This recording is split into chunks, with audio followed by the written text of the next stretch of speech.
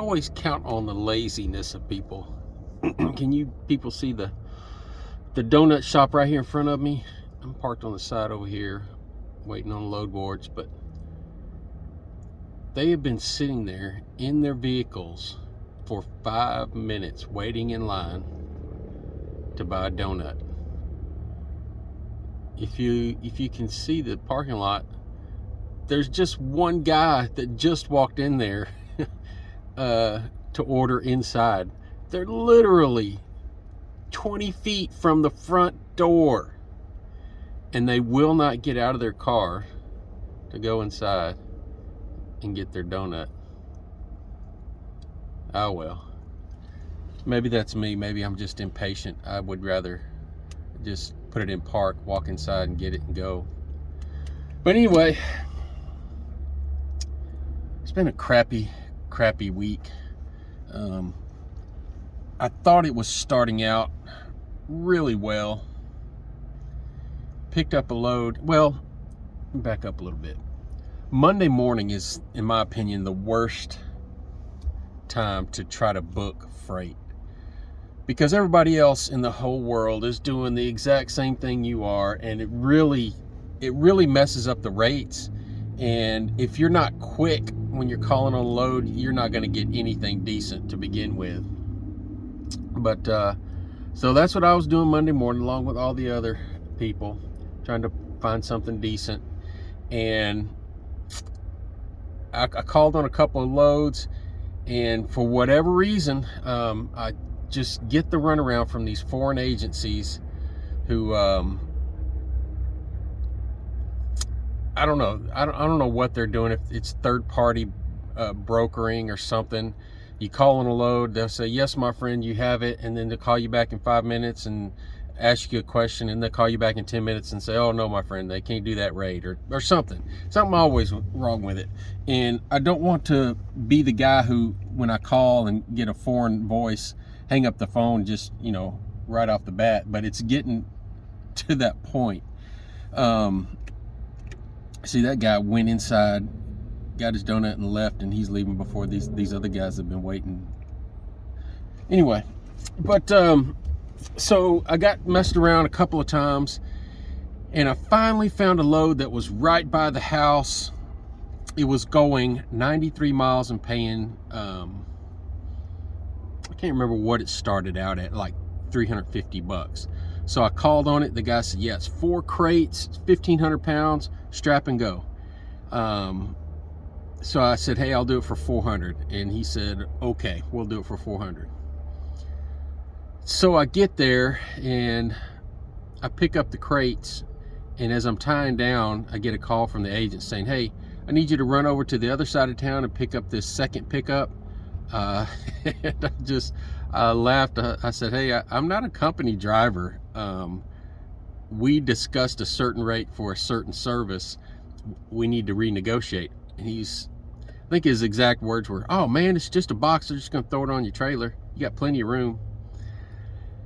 And that usually turns out to be very bad anyway. But I said, no, I'm not just going to run over, do a second pickup, for what we negotiated. And so he said, well, I'll pay you a trip charge. And I said, okay, first of all, tell me, what size is the box? How much does it weigh? How far away do I have to go? And then tell me what the trip charge is. So he was wanting to pay me $50, and he couldn't tell me what size this box they were just going to throw on my trailer was.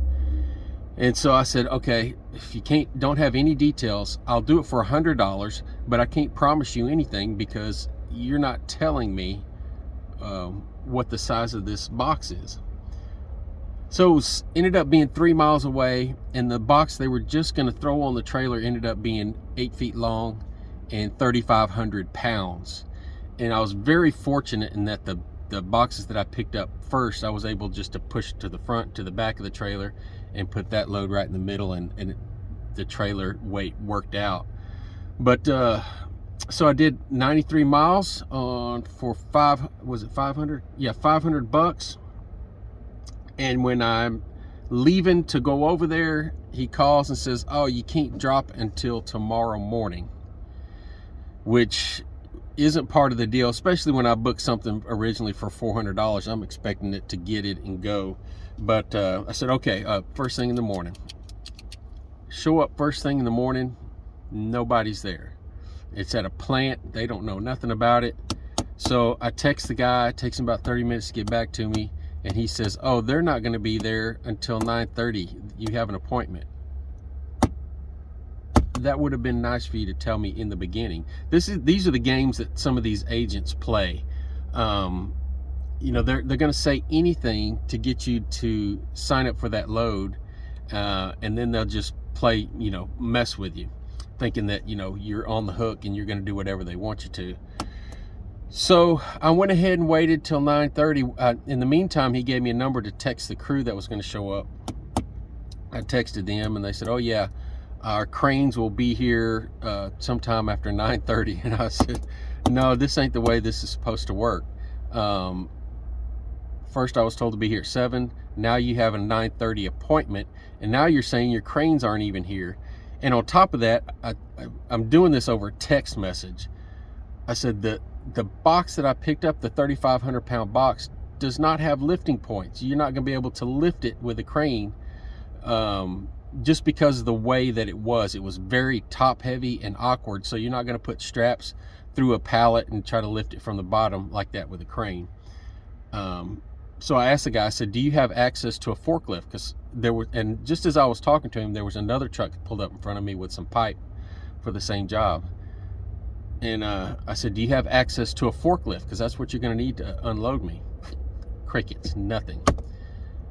So sat there for another hour, and finally the guy comes out and says, okay, we got the crane over there ready to go. So we both pull around there, and the crane guy's looking at, you know, what we got loaded, and, you know, he's shaking his head. And I said, hey, there were 2 or 3 forklifts going back and forth, and all the big bosses were standing around, you know, making these plans. And I said, hey, can't you grab one of these forklifts right here? You can have me unloaded and this other guy unloaded in less than 15 minutes, and we can get out of the way and you can set up your crane.